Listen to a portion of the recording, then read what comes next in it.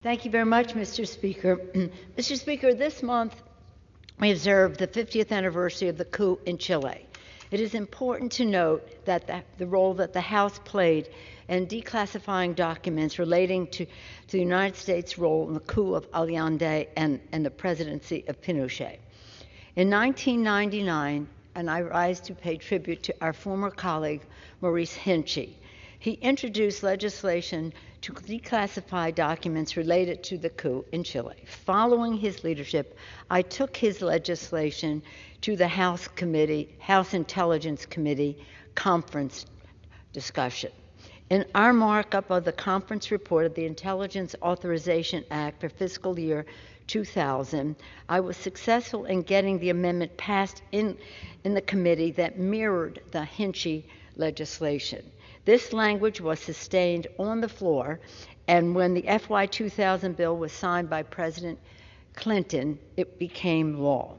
The legislation stated that no longer than 270 days following enactment, we wanted a shorter period of time, they wanted a longer period of time. This was the compromise. 270 days following the enactment, the CIA had to submit a report on all of its activities and various events in Chile in three categories: the assassination of President Salvador Allende, the ascension of Pinochet to the presidency, and the violation of human rights committed by the henchmen of President Pinochet. In 2001, therefore, the CIA prepared 16,000 documents for declassification, and since then, thousands more documents, maybe up to around 23,000 documents, have been declassified. During the debate on the FY 2000 legislation, it was argued that the search for documents related to human rights violations in Chile, now we're talking about murder, disappearances, imprisonment, torture. That's what we're talking about, human rights violations, directed by the National Security Council, was sufficient. They said, we did that, it's sufficient. They said nothing further was needed and raised the question of how much money will this cost and how much time will it take of the Director of Central Intelligence to produce an adequate report. But Mr. Hinchey argued, Maurice Hinchey argued, in these words: it is time that the Central Intelligence Agency accounted for its role in the military coup that toppled the democratically elected government and Salvador Allende's government and led to his death.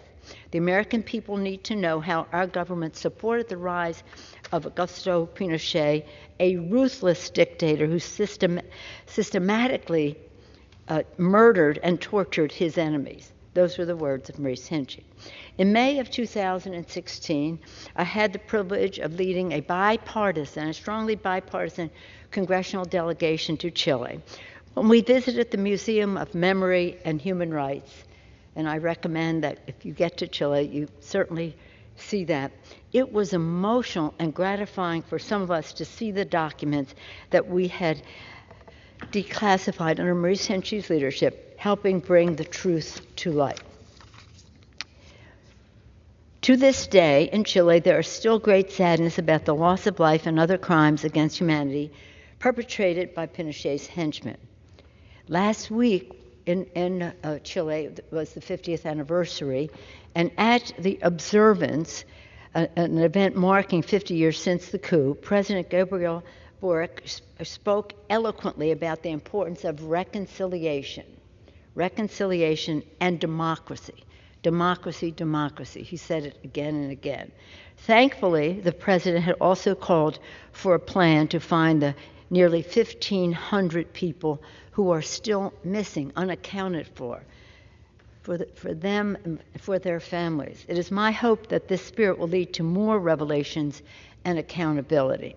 As we mark 50 years since the coup, I salute the leadership of Maurice Hinchey, Congressman Hinchey.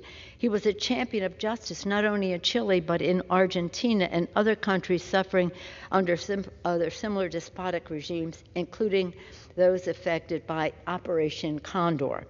Operation Condor was how all of these vicious dictators coordinated their activities. He saw the connection and coordination among the dictatorships in the death and violence in their country, and in relentlessly speaking out against it, he made a difference. His family is still active in civic life of New York State. He passed away on November 22nd, 2017, but his leadership in the fight for truth and justice continues to be an inspiration to us all. Thank you, Mr. Speaker. I yield back the balance of my time.